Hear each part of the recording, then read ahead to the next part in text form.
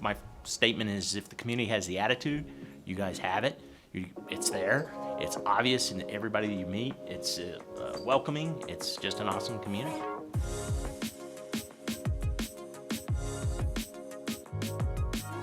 We have a workforce crisis in this country. You all are doing some great things in the area of workforce development. Everybody in the country is in the same position.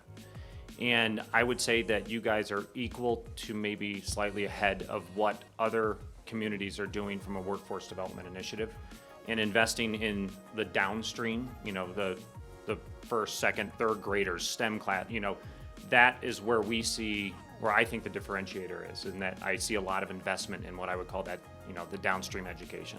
Bringing these key science, mathematics, and technology courses into curriculum as early as middle school and even before is something that's unique to Colorado Springs. Space is exciting to me. I mean, I'm pumped that that's going, and I would believe with your connections with the Olympic system that you have relationships that could build into that space arena very easily. I was really impressed and happy to hear about the military workforce transition programs that you guys have in place, because that is such a coveted workforce that a lot of communities don't have. So I think you guys get that, and you're working on ways to integrate them into the workforce. So I think that was a super positive that I took away from yesterday. I'd say 80% of our clients are looking for an existing building.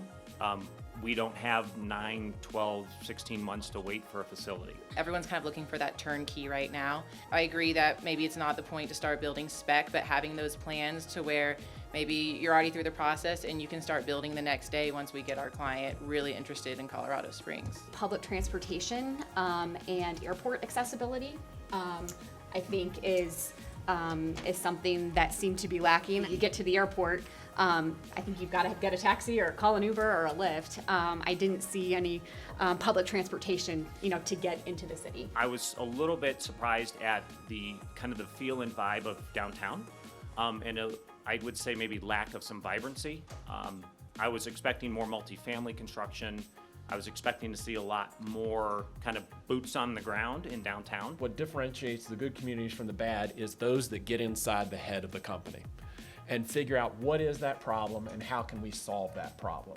I applaud you for having familiarization tours like this one, because I would never know that you had such interesting things in your community without that.